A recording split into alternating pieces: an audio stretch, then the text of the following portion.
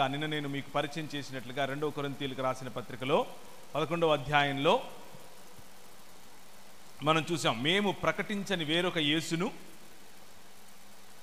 మీరు పొందని వేరొక ఆత్మను, మేము పరిచయం చేయని వేరొక సువార్తను ఇంకెవరైనా ఎవరైనా సరే వచ్చి ప్రకటిస్తూ ఉంటే అలాంటి వాళ్ళను కూడా సహించడం ఇక బాగానే ఉంటుంది మీకు అని చెప్తున్నాడు. సో 3 అంశాలు లేదా 3 రకాలైనటువంటి సంఘమును గలిబిలిపరిచేందుకు 3 విధాలుగా సాతానుడు మన మధ్యలో పనిచేస్తాడు అన్న విషయాన్ని మనం చూస్తున్నాం.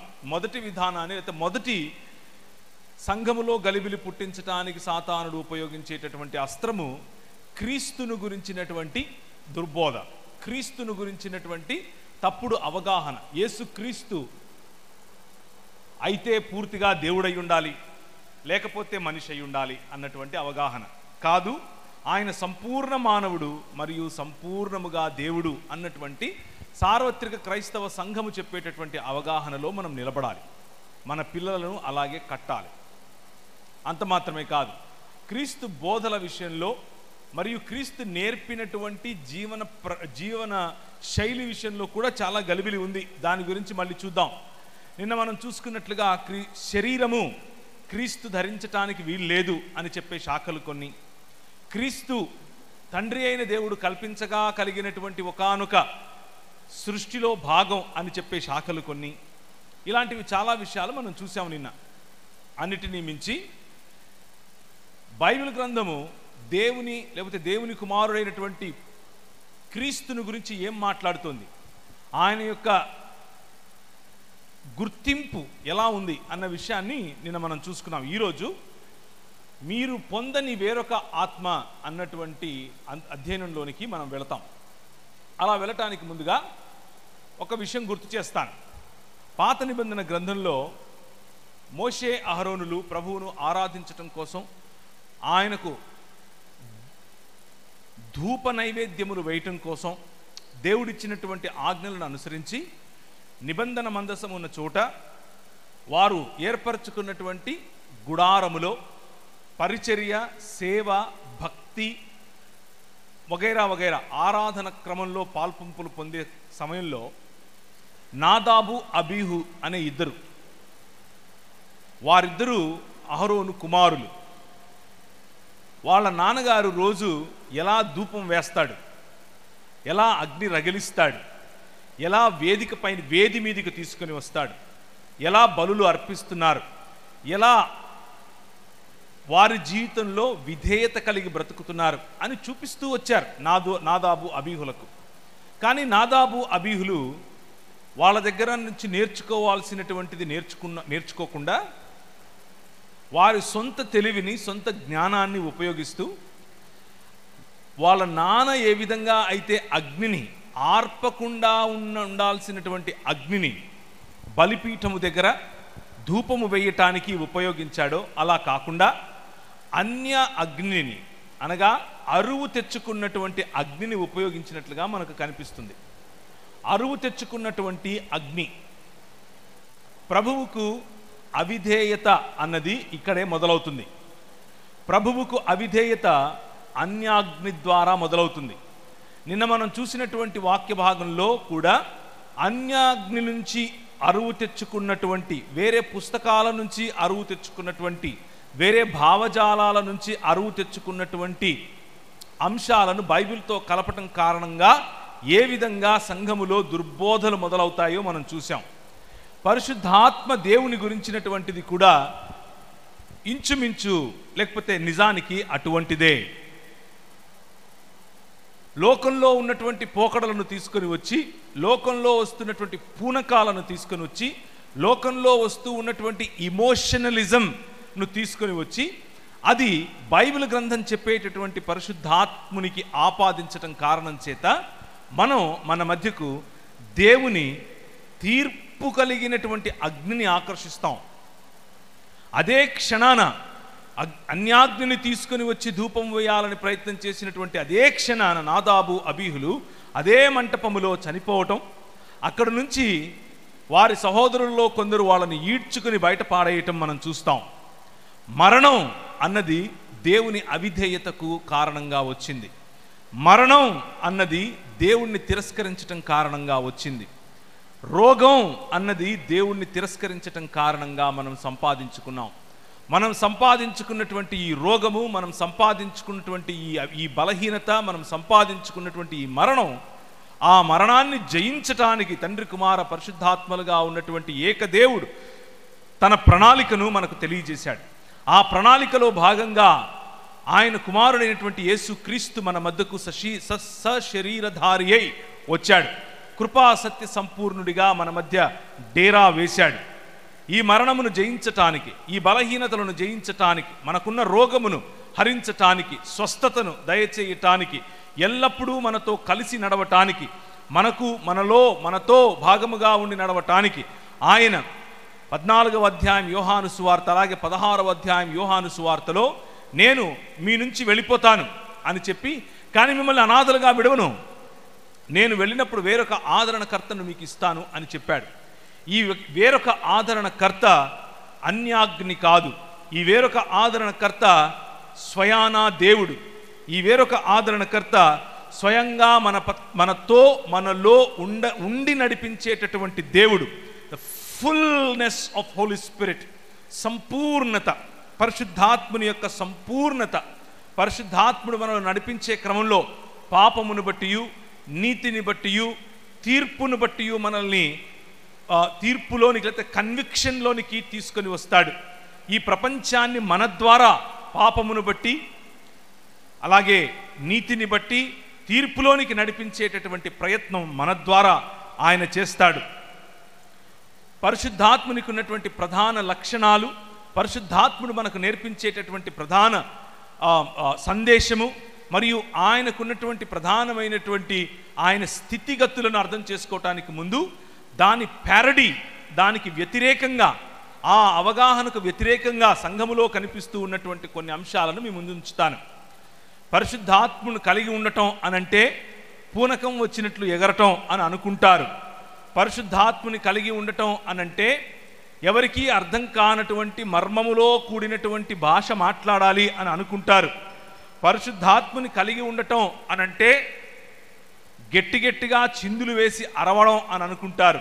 పరిశుద్ధాత్ముడు గట్టిగా డ్రమ్ము వాయించినప్పుడు మాత్రమే వస్తాడు. పరిశుద్ధాత్ముడు గట్టిగా చప్పట్లు కొట్టినప్పుడు మాత్రమే వస్తాడు. ఇలా వేరు రకాలైనటువంటి అవగాహనల్లో పరిశుద్ధాత్మ దేవుని గురించినటువంటి తప్పుడు అవగాహనలు, తప్పుడు పోకడులు సంఘాల్లో కనిపిస్తున్నాయి. జీడిఎం సంఘాలకు వేసినటువంటి పునాది ఇది కాదు. జీడిఎం సంఘాలకు, అలాగే 66 పుస్తకాలు ఉన్నటువంటి బైబిల్ గ్రంథం నేర్పేటటువంటి అవగాహన ఇది కాదు. కొంతమంది పరిశుద్ధాత్ముడు అనంటే ఇంకెవరో కాదు, ప్రభు అయిన యేసు క్రీస్తే స్వయంగా ఆత్మరూపంలో వచ్చి మన మధ్య నివసించటమే పరిశుద్ధాత్ముడు అని అనుకుంటారు. మోడలిస్టులు అని పిలుస్తారు. తండ్రే కుమారుడిగా, ఆ కుమారుడే పరిశుద్ధాత్ముడిగా వచ్చాడు, వేరు సమయాల్లో వేరు రకాలుగా తన ప్రత్యక్షతను చూపించుకున్నాడు అని చెబుతారు. అలా కాదు. ఆయన వేరొక అని అన్నప్పుడే నేను కాక ఇంకొక అని అర్థం. నేను కాక ఇంకొక అని అర్థం. వేరొక అనంటే నేనే వస్తాను అని కాదు. ఆయన వేరొక ఆదరణకర్తను నీకు పంపుతాను అని చెప్పినప్పుడు ఆ ఆదరణకర్త దీన్ని ఏమంటారు, ఈ గోదావరి జిల్లాల్లోకి వచ్చాడని, ఆ గోదావరి జిల్లాల్లోకి వచ్చినటువంటి ఆదరణకర్త ఆయనే క్రీస్తని, ఆయనే పరిశుద్ధాత్ముడని, ఆయన్నే విలియం బ్రెన్హామ్ అని పిలుస్తారని చెప్పి కొంతమంది అబద్ధపు బోధ మన మధ్యకు తీసుకొని వస్తున్నారు. ప్రియమైనటువంటి దేవుని సంఘమా, అటువంటి వారిని నమ్మడానికి వీలు లేదు. దేవుని వాక్యము అటువంటి వారిని క్రైస్తవులుగా పరిగణించదు. క్రీస్తును వెంబడించువారు మాత్రమే క్రైస్తవులు. విలియం బ్రెన్హామ్ గారిని వెంబడించేవారు విలియం బ్రెన్హామైట్స్ అవ్వచ్చు, కానీ క్రిస్టియన్స్ కాదు. వారిని క్రైస్తవ దృక్పథంలో అంగీకరించటానికి వీలు లేదు. మనం అందరితో ఏకీభవించాల్సిన అవసరం లేదు. మనం వారితో మాట్లాడచ్చు, కలవచ్చు, షేక్ హ్యాండ్ తీసుకోవచ్చు, కానీ బోధ విషయంలో అంగీకారం ఎంత మాత్రమూ లేదు. చాలా స్పష్టంగా ఈ ప్రాంతంలో జరుగుతూ ఉన్నటువంటి అటువంటి కళంకమైన, దేవునికి భిన్నమైన 66 పుస్తకాలు ఉన్నటువంటి బైబిల్ గ్రంథానికి వ్యతిరేకమైన బోధలను మీరు తిరస్కరించమని మిమ్మల్ని పిలుపునిస్తున్నాను. అవి దేవుని వాక్యములో నిలబడే బోధలు కావు. విలియం బ్రన్హామ్ గారు పరిశుద్ధాత్ముడు కాదు. విలియం బ్రన్హామ్ గారు యేసుక్రీస్తు కాదు. ఆయన అలా చెప్పుకొని ఉంటే ఆయన అబద్ధికుడే తప్ప ఆయన ఇంకేది కాదు. అంత మాత్రమే కాదు, ఇలాంటి బ్రన్హామ్ గారు ఇప్పుడు మాత్రమే పుట్టినవారు కాదు. అప్పుడెప్పుడో 6వ శతాబ్దం నుంచి వచ్చారు. యేసుక్రీస్తు ప్రభు యొక్క మరణ పునరుత్థాన తరువాత 6వ శతాబ్దంలో ముహమ్మద్ గారు వచ్చారు అన్నటువంటిది చరిత్ర చెబుతోంది. ముహమ్మద్ గారి యొక్క మరణము తరువాత 200 సంవత్సరాల వరకు ఏ పుస్తకము లేదు, ఖురాన్తో సహా. ఆ తర్వాత వచ్చినటువంటి పుస్తకాలలో ఆయన చెప్పుకుంటున్నట్లుగా రాసినటువంటి అనేక వ్యాఖ్యానాలు ఎలా ఉన్నాయంటే, ముహమ్మద్ గారి గురించి బైబిల్ చెబుతోందని, బైబిల్లో ముహమ్మద్ గారి యొక్క ప్రవచనం ఉందని, ఆయనే పరిశుద్ధాత్ముడని, పారాక్లిటోస్ అని కొంతమంది ఇస్లామీ సహోదరులు పొరపాటు పడుతున్నారు. ఇస్లామీ సహోదరులు పొరపాటు పడటం యొక్క కారణం ఏమిటి అంటే, వారు రాసుకున్నటువంటి పుస్తకాలు.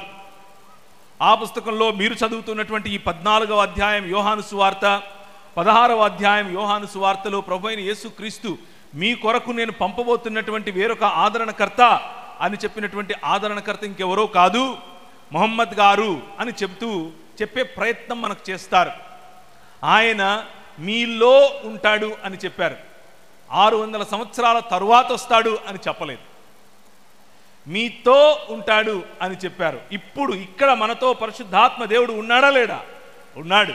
ముహమ్మద్ గారు ఉన్నారా? లేరు. ఆయన చనిపోయారు. ఆయన చనిపోయిన తర్వాత పాతి పెట్టబడ్డారు. ఆయన చెప్పబడింది ఒక వ్యక్తి. ఆ పరిశుద్ధాత్ముడు వస్తాడు అని చెప్పినది ఒక వ్యక్తి గురించే, ఒక శక్తి కాదు. కానీ ఆ వ్యక్తి మనిషి కాదు. ఆ వ్యక్తి సాధారణమైన మనిషి కాదు. ప్రపంచంలో ఉన్నటువంటి ప్రతి విశ్వాస సమాజములోనూ అన్ని వేళలా అన్ని చోట్ల ఒకేసారి ఉండగలిగినటువంటి దేవత్వము కలిగినటువంటి వ్యక్తి ఈ పరిశుద్ధాత్ముడు. ఆ పరిశుద్ధాత్ముని యొక్క సహవాసము, ఆ పరిశుద్ధాత్ముని యొక్క మనతో కలిసి ఉండగల శక్తి, మనలో ప్రమేయము చూపగల శక్తి కేవలము పరిశుద్ధాత్ముడు అనగా పిలువబడినటువంటి బైబిల్ గ్రంథము చెప్పే పరిశుద్ధాత్ముడికే కానీ ముహమ్మద్ గారికి అది లేదు. లోకం ఆయనను చూడదు, కానీ మీరు ఆయనను చూస్తారు అని ప్రభువు చెప్పాడు. ఈ లోకము ముహమ్మద్ గారిని చూడలేదా? చూసింది. మరి లోకం ఆయనను చూడదు అని ప్రభు అయిన యేసుక్రీస్తు చెబుతూ ఉంటే ముహమ్మద్ గారు నేను పరిశుద్ధాత్ముడిని అని ఎలా చెప్పుకుంటారు? ఆయన చెప్పి ఉండరు.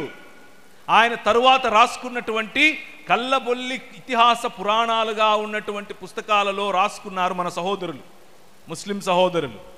కనుక మీరు నమ్ముతున్నటువంటి జీడిఎం సంఘాలకు నేర్పినటువంటి ఈ శిక్షణ ఏంటా శిక్షణ? తండ్రి, కుమార, పరిశుద్ధాత్ముడు అన్నటువంటి ఏకదేవుడు, ఆ దేవునిలో అంతర్గత భాగమైనటువంటి సంపూర్ణముగా దేవుడైనటువంటి పరిశుద్ధాత్మ దేవుడు మన మధ్యకు పంపుతాను అని చెప్పాడు ప్రభువైన యేసుక్రీస్తు. ప్రభువైన యేసుక్రీస్తు చెప్పినట్లుగా నేను మరణమైన తర్వాత, నేను మరణాన్ని జయించి తిరిగి లేచిన తర్వాత నేను మీతో మీ మధ్య గలిలయ ప్రాంతంలో కలుస్తాను అని చెప్పాడు. లేచిన తరువాత ఆయన మగ్దలేనే మరియకు కనిపించి, ఏమయ్యా తోటమాలి అనుకున్నాను, నా ప్రభువును చూసావా? ఎవరైనా ఆయనను మోసుకొని పోయారేమో అని అంటే మరియా అని పిలిచాడు. రబ్బుని అని ఆయనను చూసి పరవశించి, మరి నన్నేం చేయమంటావు ఇప్పుడు అని అంటే, సువార్త చెప్పు అని మొట్టమొదటిగా సువార్త ప్రకటించడం కోసం, ఎవరికి సువార్త? అపోస్తలులకు సువార్త ప్రకటించడం కోసం స్త్రీని ఎన్నుకొని పంపించాడు. ఏమని? నేను వచ్చి అక్కడ కలుస్తాను నా సహోదరులకు చెప్పినట్లుగా అని పంపించాడు. ఆమె వెళ్ళి ఆ మాట చెప్పింది. వారికి ఆయన ప్రకటించినటువంటి దేవుని రాజ్యమును గురించినటువంటి అంశాలు గుర్తొచ్చాయి. అపోస్తలుల కార్యములు 1వ అధ్యాయం, అలాగే అపోస్తలుల కార్యములు 2వ అధ్యాయం. అపోస్తలుల కార్యములో మనం చూసినట్లయితే ప్రభు అయిన యేసుక్రీస్తు ఆయన పునరుత్థానుడైన తర్వాత వారికి కనిపించి వారితో అనేకమైనటువంటి మాటలు మాట్లాడుతూ వచ్చారు. ముఖ్యంగా ఆయన మాట్లాడిన మాటలన్నీ కూడా దేవుని రాజ్యమునకు సంబంధించినటువంటి మాటలు. ఆయన శ్రమపడిన తరువాత 40 దినముల వరకు వారికి అగపడుచు దేవుని రాజ్య విషయములను గూర్చి బోధించుచు అనేక ప్రమాణములను చూపి వారికి తన్ను తాను సజీవునిగా కనపరచుకొనెను. 1వ అధ్యాయంలో నుంచి చదువుతున్నాను. అయినను పరిశుద్ధాత్మ మీ మీదికి వచ్చినప్పుడు మీరు శక్తి నొందెదరు గనుక మీరు యెరూషలేములోను యూదయ సమరయ దేశముల యందంతటను భూ దిగంతముల వరకును నాకు సాక్షులై ఉందిరని వారితో చెప్పెను. పరిశుద్ధాత్మ దేవుని యొక్క ప్రధాన లక్ష్యం, పరిశుద్ధాత్మ దేవుని యొక్క ప్రధాన కర్తవ్యం, ఆయన ఎన్నుకున్నటువంటి తన ఆఫీస్, ఆయన ఎన్నుకున్నటువంటి తన పాత్ర ఏమిటి అని అంటే, పరిశుద్ధాత్మ దేవుడు ఆయన కంటే ముందుగా వచ్చినటువంటి మన ప్రభు అయినటువంటి యేసు క్రీస్తు స్థాపించు రాజ్యమునకు నిన్ను ప్రతినిధిగా పంపటమే ఆయన పని. ఆయన స్థాపించే రాజ్యమునకు కావలసినటువంటి శక్తిని అనుగ్రహించడమే మీకు ఆయన ఇచ్చినటువంటి పని. ఆయన మీకు శక్తిని అనుగ్రహిస్తాడు. పరిశుద్ధాత్ముడు మీ మీదికి వస్తాడు. పరిశుద్ధాత్ముడు మా మీదికి వచ్చినప్పుడు అని అన్నప్పుడు డప్పు కొడితే వస్తాడు అని కాదు, వీలలు వేస్తే వస్తాడు అని కాదు, గట్టిగా చప్పట్లు కొడితేనే వస్తాడు అని కాదు, ఎప్పుడు పడితే అప్పుడు ఎక్కడ పడితే అక్కడ మనం పిలిచినప్పుడు బంట్రౌతువలే వస్తాడు అని కాదు. పరిశుద్ధాత్ముడు ఏ క్షణమైతే నువ్వు ఈ క్రీస్తు ప్రభువును నీ స్వంత రక్షకుడిగా, నీ కేవలం ఒక మతాన్ని అనుసరించడం కోసం కాదు, నీ జీవితానికి, నీ కుటుంబానికి, నీ సమాజానికి, నీ దేశానికి మరియు ఆయన స్థాపిస్తున్నటువంటి ఈ రాజ్యము ప్రపంచం అంతటికీ అని నమ్ముతావో, ఆ రక్షణ భాగ్యాన్ని, రక్షణ కార్యాన్ని నీ జీవితంలో అనుభవిస్తావో, ఆ క్షణమే పరిశుద్ధాత్మ దేవుడు నీలో కార్యము చేయటం కారణంగానే నువ్వు ప్రభు అయిన యేసుక్రీస్తును నమ్మావు, ప్రభు అయిన యేసుక్రీస్తును అనుసరించాలి అన్నటువంటి నిర్ణయం తీసుకున్నావు. కాబట్టి పరిశుద్ధాత్మ దేవుడు నువ్వు ఏ క్షణమైతే ఆయనను అనుసరించాలి అని ఆశపడతావో ఆ క్షణమే నీలో పని చేయటం మొదలు పెడతాడు. కానీ మీ మీదికి వచ్చినప్పుడు అని అన్నటువంటి మాటను మనం కొద్దిగా అర్థం చేసుకుంటే, ఈ రాజ్యం దేవుని కుమారుడైనటువంటి యేసుక్రీస్తు ప్రభువు, ఆయనను మృతులలో నుండి లేపినటువంటి పరిశుద్ధాత్మ దేవుడు, వారు తలపెట్టినటువంటి భూమి ఆకాశముల కలయిక, వారు తలపెట్టినటువంటి దేవుని రాజ్యం అన్నటువంటి ఈ రాజ్య స్థాపన అనే క్రమంలో మీరు శక్తి కలిగి మరి చేయాలి పని అని అనుకుంటే, శక్తి కలిగి దేవుని రాజ్యాన్ని ప్రకటించాలి అని అనుకుంటే, శక్తి కలిగి దేవుని రాజ్యం యొక్క స్థాపన మరియు విస్తరణ చేయాలి అని అనుకుంటే, మీకు పరిశుద్ధాత్మ దేవుడిని మళ్ళీ రోజు ప్రతి దినం, ప్రతి క్షణం, ప్రతి ఘడియలో ఆయన తాకిడిని, ఆయన నింపుదలను, ఆయన ఇచ్చే వరములను, ఆయన ఇచ్చే ఫలమును అనుభవించేందుకు కూడా, ఆస్వాదించేందుకు కూడా, ఉపయోగించేందుకు కూడా ఆయన ఇప్పుడు ఇక్కడ మీకు అందుబాటులో ఉన్నాడు. ఇది దేవుని గ్రంథం చెప్పేటటువంటి సంపూర్ణ సత్యం. పరిశుద్ధాత్మ దేవుని యొక్క పనులు ఆగిపోయాయి అని చెప్పటానికి వీలు లేదు. పరిశుద్ధాత్మ దేవుని యొక్క పనులు ఈ రోజుకు కొనసాగుతున్నాయి. పరిశుద్ధాత్మ దేవుని యొక్క అద్భుత కార్యములు, సూచక క్రియలు ఈ రోజుకు కొనసాగుతున్నాయి. ఆయన చల్లటి, ఆయన సన్ననైన స్వరం ఈ రోజుకు నీకు అందుబాటులో ఉంది. ఈరోజు నువ్వు ఒకవేళ కష్టం గుండా వెళుతూ ఉంటే, ఈరోజు నువ్వు ఒకవేళ బాధ గుండా వెళుతూ ఉంటే, ఈరోజు నువ్వు ఒకవేళ ఒంటరిగా ఉంటే, నీకు తోడుగా ఇంకొక ఆదరణకర్తగా వచ్చినటువంటి పరిశుద్ధాత్ముడు ఈ రోజుకు నీకు అందుబాటులో ఉన్నాడు. ఆయన నీకు సంపూర్ణ సత్యాన్ని ఈరోజు చెప్పగలడు. చాలామంది నన్ను అడుగుతుంటారు, అన్న బైబిల్ ఎలా చదవాలో తెలియట్లేదు, కొంచెం చెప్తావా? నేను ఇచ్చే స్టాండర్డ్ ఆన్సర్, నేను చెబితే నా అవగాహన చెబుతాను. నేను చెబితే అది తప్పు కాదు. నా అవగాహనతో పాటు అనేకమైనటువంటి భక్తులు నేర్పించేటటువంటి, అనేకమైనటువంటి పరిశుద్ధులు నేర్పించేటటువంటి అవగాహనను నేర్చుకోవాలి. బైబిల్ గ్రంథాన్ని సరిగ్గా అర్థం చేసుకోవాలి. కానీ అన్నిటినీ మించి ఈ భక్తులందరికీ కూడా నేర్పినటువంటి దేవుడు ఒక్క దేవుడున్నాడు. ఆయన పేరే పరిశుద్ధాత్ముడు. ఆ పరిశుద్ధాత్ముడు మనకు అందుబాటులో ఉన్నాడు. పరిశుద్ధాత్ముడిని మనకు సంచకరువుగా అనగా ఒక పెట్టుబడిగా మన జీవితంలో ప్రభువైన యేసుక్రీస్తు వేరొక ఆదరణకర్తగా మనకు పంపించాడు. ఈ పరిశుద్ధాత్మ దేవుని దగ్గరికి వచ్చి ఆయనను గనక ఈ వాక్యము, ఏ వాక్యమైతే ఆదియందు దేవుని వద్ద ఆదియందు దేవుడై కృపాసత్య సంపూర్ణుడై మన మధ్యకు వచ్చాడో ఆ వాక్యమును అర్థం చేసుకోవాలి అని అంటే ఆయనను మృతులలో నుండి లేపినటువంటి పరిశుద్ధాత్ముని యొక్క శక్తి, ఆయన ఇచ్చేటటువంటి ఈ మనస్సును విప్పేటటువంటి ఆలోచన, అది మనకు కావాలి. The power of preaching, the power of dunamis and the power of miraculous works, the power of tongues, ఇవన్నీ కూడా పరిశుద్ధాత్మ దేవుడు మన జీవితాల్లో ఇవ్వటానికి సిద్ధంగా ఉన్నాడు. ఈ పరిశుద్ధాత్మ దేవుడు 1 పేతురు పత్రిక 4వ అధ్యాయం 14వ వచనంలో మహిమగల ఆత్మగా ప్రకటింపబడ్డాడు. 2వ తెస్సలోనికీయుల పత్రిక 3వ అధ్యాయం 5వ వచనంలో ద ప్రభువుగా పిలువబడ్డాడు. 5వ అధ్యాయము యాక్ట్స్ ఆఫ్ అపోస్టల్స్ అంటే అపోస్తలుల కార్యములు 5వ అధ్యాయం 3 నుంచి 4 వరకు చదివితే పరిశుద్ధాత్మ దేవుణ్ణి దేవుడు అని సంబోధించారు.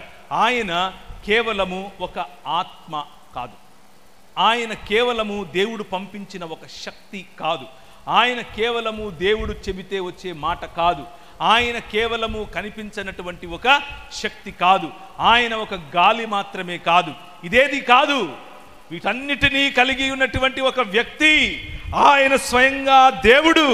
ఎఫెసీయులకు రాసిన పత్రిక 1వ అధ్యాయం 17వ వచనం చెబుతోంది, ఈ ఆత్మ పరిశుద్ధాత్మ దేవుడు, he is the spirit of revolution, ఆయన ప్రత్యక్షతనిచ్చేటటువంటి దేవుడు. మీలో చాలామంది ఒకవేళ ఈ అనుభవాన్ని కలిగి ఉండే అవకాశం ఉంది.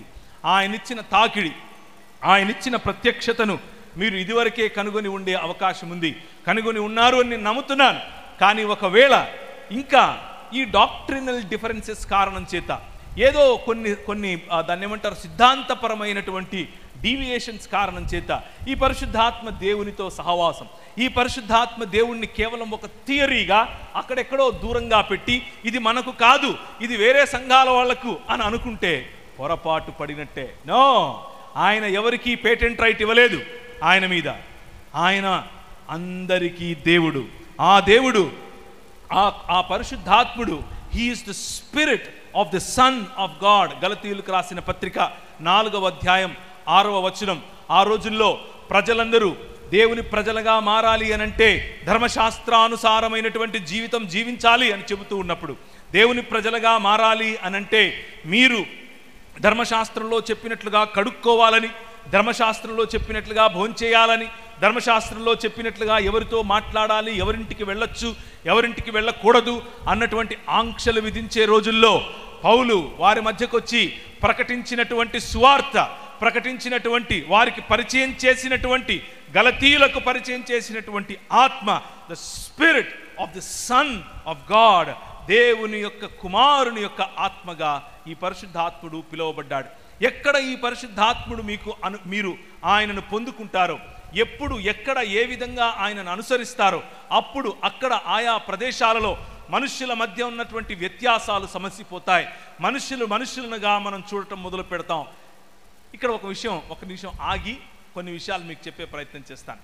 పరిశుద్ధాత్మ దేవుని యొక్క నింపుదల, పరిశుద్ధాత్మ దేవుని యొక్క కాపుదల, పరిశుద్ధాత్మ దేవుని యొక్క సంపూర్ణంగా మనల్ని నింపి నడిపించే అనుభవంలో ఉన్నాము అని చెప్పుకుంటూ కొంతమంది ఆ పరిశుద్ధాత్మ దేవుని యొక్క లేకపోతే సన్ ఆఫ్ గాడ్, దేవుని కుమారుని యొక్క ఆత్మగా ఆయనను గ్రహించలేరు. ఎందుకు అనంటే ఇప్పటికీ కూడా వారి మనసుల్లో నువ్వు స్త్రీవి, నువ్వు నాకంటే తక్కువ అన్న ఆలోచన ఉంటుంది. నువ్వు స్త్రీవి కాబట్టి నేను చెప్పినట్లు వినాలి అన్నటువంటి పురుషాహంకారం ఉంటుంది. ఈ పరిశుద్ధాత్ముడు వారిని సంధించిన తర్వాత కూడా మతపరమైనటువంటి ఎక్స్పీరియన్సెస్, మతపరమైనటువంటి అనుభవాల్లో అయితే ఉంటారు. కానీ నిజంగా ఆయన నేర్పించాలనుకుంటున్నటువంటి పాపం విషయంలో, నిజంగా ఆయన నేర్పించాలనుకుంటున్నటువంటి నీతి విషయంలో, నిజంగా ఆయన ఎక్కడికైతే మనల్ని తీసుకెళ్లాలనుకుంటున్నాడో ఆ తీర్పు విషయంలో ఇంకా పొరపడుతూనే ఉంటారు. ఏబిసిడీలు మర్చిపోతారు. కానీ గాజులు వేసుకోవద్దు, మెట్టెలు పెట్టుకోవద్దు, బొట్టు పెట్టుకోవద్దు, పూలు పెట్టుకోవద్దు, ఇక్కడితో పరిశుద్ధాత్మ దేవుణ్ణి కట్టేస్తారు. ప్రియమైనటువంటి దేవుని సంఘమా, అది కాదు పరిశుద్ధాత్మ దేవుని యొక్క పని. పరిశుద్ధాత్మ దేవుని యొక్క పరిధి ఒక డబ్బాలో పెట్టేది కాదు. పరిశుద్ధాత్మ దేవుని యొక్క పరిధి నూతన మానవత్వం, నూతన మనుష్యత్వం, నిన్ను నూతనమైనటువంటి లేకపోతే రూపాంతరము చెందినటువంటి లేకపోతే తన కుమారుడైనటువంటి యేసు క్రీస్తు యొక్క సారూప్యములోనికి నిన్ను నడిపించటం పరిశుద్ధాత్మ దేవుని యొక్క ప్రధాన లక్ష్యం. అదే దేవుని రాజ్యమునకు, అదే దేవుని రాజ్య స్థాపనకు పునాది. పరిశుద్ధాత్మ దేవుడు ఎక్కడ పనిచేస్తే అక్కడ కులం ఉండదు.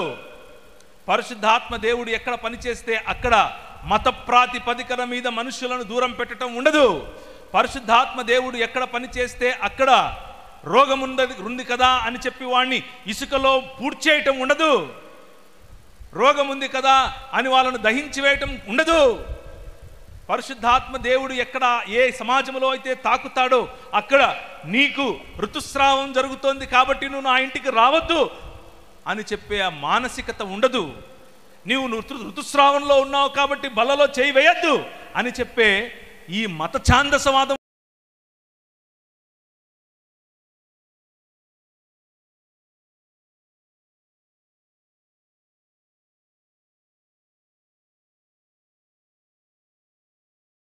దేవుడు ఏదేను తోటలో ఇచ్చిన స్వాతంత్రం, మొత్తం సృష్టి నీది, ఆ పండు తప్ప, అనగా నన్ను తిరస్కరించటం తప్ప, నా స్థానం తప్ప, మొత్తం సృష్టి పైన అధికారం నీది, మొత్తం సృష్టి పైన ఏలేందుకు తల్లిగా తండ్రిగా నేను అపాయింట్ చేస్తున్నాను.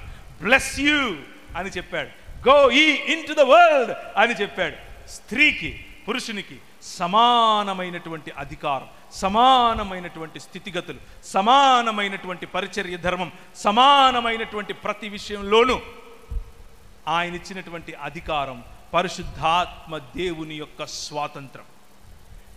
ఈ స్వాతంత్రం పరిశుద్ధాత్మ దేవుడు ఎవరెవరినైతే ఆయన అభిషేకించాడో ప్రతి ఒక్కరికి ఇచ్చాడు. పాత నిబంధన గ్రంథాన్ని గనక ఒకసారి చూస్తే, పాత నిబంధన గ్రంథంలో పరిశుద్ధాత్మ దేవుడు అప్పుడప్పుడు వచ్చి తన పనిని అయిప చేసుకుని వెళ్ళిపోయేవాడు. ఎప్పుడెప్పుడు వచ్చాడు అనంటే మీకు తెలుసు, సౌలు ఆయన రాజు అయ్యేటప్పుడు వచ్చాడు, దావీదు రాజు అయ్యేటప్పుడు వచ్చాడు, సమూయేలు వచ్చి తన కొమ్ములో ఉన్న నూనెను తీసి ఆయన మీదకి పోసినప్పుడు పరిశుద్ధాత్మ దేవుడు ఆయనను తాకినప్పుడు ఆయన పరవశుడై చేసినటువంటి ఆరాధన, ఆయన పరవశుడై ప్లే చేసినటువంటి హార్ప్ మీకు జ్ఞాపకం ఉంటుంది, ఆయన పాడినటువంటి పాటలు మీకు జ్ఞాపకం ఉంటాయి. ఎప్పుడెప్పుడు పరిశుద్ధాత్మ దేవుడు దిగి వచ్చాడో అప్పుడప్పుడు సంసోను బలము పొందాడు. ఫిలిష్తీయులను ఒక ఎముకతో కొట్టి తరిమాడు. పరిశుద్ధాత్మ దేవుడు ఎక్కడెక్కడికైతే వచ్చాడో అక్కడక్కడ ఆయా సమయాల్లో సంసోను లాంటి వాడు, కట్టివేయబడినటువంటి సంసోను లాంటి వాడు, కళ్ళు పోగొట్టుకున్నటువంటి సంసోను, దాని దేహం ఉడిగిపోయిన సంసోను ఆయన శక్తి చేత ఆయన కట్టబడినటువంటి ఆ మహా కట్టడను కూడా పూర్తిగా కూల్చి పారేయగలిగాడు. శక్తి, అనాయింటింగ్, పవర్ అండ్ అథారిటీ ఇది ఇవ్వటానికే పరిశుద్ధాత్ముడు వస్తాడు.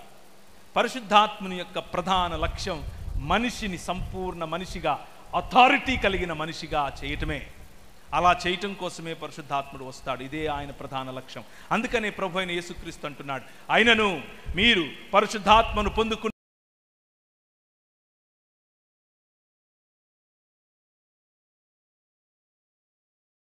ప్రతినిధులుగా అనగా అంబాసిడర్స్గా ఈ ప్రపంచంలోనికి వెళతారు అని చెప్పాడు. అయితే యోవేలు గ్రంథంలో రాసినట్లుగా సంసోను మాత్రమే కాదు, అహరోను మాత్రమే కాదు, దావీదు మాత్రమే కాదు, దాన్ని ఏమంటారు, సౌలు మాత్రమే కాదు, ఆ తరువాత ఏలియా, ఆ తర్వాత ఎలీషా, ఆ తర్వాత ప్రవక్తల సమూహం అంతా కూడా ఎప్పుడెప్పుడు పరిశుద్ధాత్మ దేవుణ్ణి కలిగి ఉన్నారో అప్పుడప్పుడు అధికారముతో, అథారిటీతో రాజుల ఎదుట నిలబడి వాక్యమును ఉపదేశించి వాక్యము యొక్క నియమములతో రాజులను సరిచేశారు.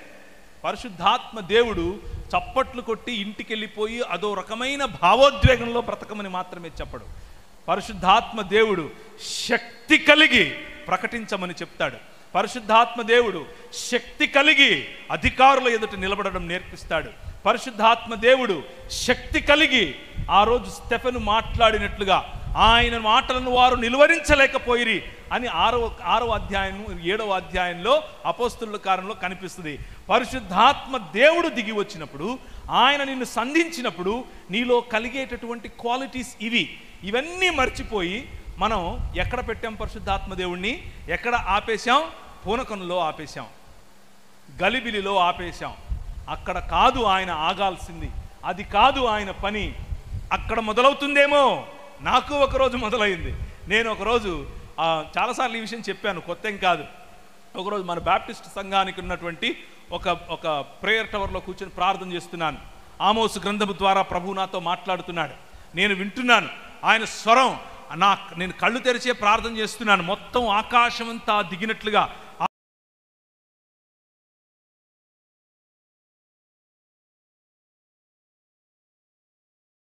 ఉంటే అనేకులు కల్దీయులుగా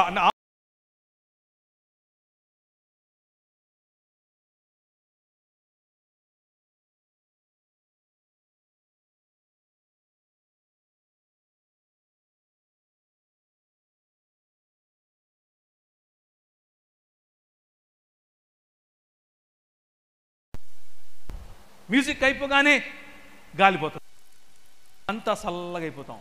అది కాదు పరిశుద్ధాత్మ దేవుని అనుభవం అంటే. అలా మొదలవుతుంది, కానీ నిన్ను రగిలిస్తుంది. నీకు నిద్ర పట్టదు, నువ్వు ఏదో ఒకటి చెయ్యాలనిపిస్తుంది. రాత్రికి రాత్రి బట్టలు తీసుకుని నేను నార్త్ ఇండియా వెళ్ళిపోయాను. కారణం ఏంటో తెలుసా? పరిశుద్ధాత్మ దేవుని శక్తి. ఈరోజు మనకు కనిపించేటటువంటి పరిశుద్ధాత్మ దేవుని అనుభవం ఎలా ఉంటుంది అని అంటే, ఇప్పుడు నేను మీ ఊరికి వచ్చే సమయంలో, వచ్చే క్రమంలో మధ్యలో కొన్ని చోట్ల రోడ్డు లేదు. ఇక్కడ నుంచి సకినేటిపల్లి నుంచి ఇలా వెళ్ళేటప్పుడు రోడ్డు లేదు. అక్కడ నిన్న సాయంకాలం లారీ స్పీడ్గా వచ్చింది. వెళుతూ ఉంటే లారీ వెళ్ళంగానే ఏమేసింది? దుమ్ము మట్టి లేసింది. నేను ఒక 5 నిమిషాలు అలా ఆగాను. ఆ లారీ వెళ్ళిపోగానే మట్టి అంతా మళ్ళీ చల్లగా అయిపోయింది. ఈ మధ్య పరిశుద్ధాత్మ దేవుడు వస్తే ఇలాగే ఉంటుంది. ఆయన రాగానే కొట్టేసుకుంటున్నారు, కానీ ఆయన ఏదో వెళ్ళిపోయాడు అనుకున్నట్లుగా చల్లగైపోతున్నారు. ప్రభు అయిన యేసుక్రీస్తు చెప్పిన పరిశుద్ధాత్మ దేవుడు అటువంటి వాడు కాదు. ఆయన ఏమంటున్నాడు? మీలో ఉండటానికి, మీతో ఉండటానికి, నిరంతరము ఉండటానికి, నిత్యత్వం.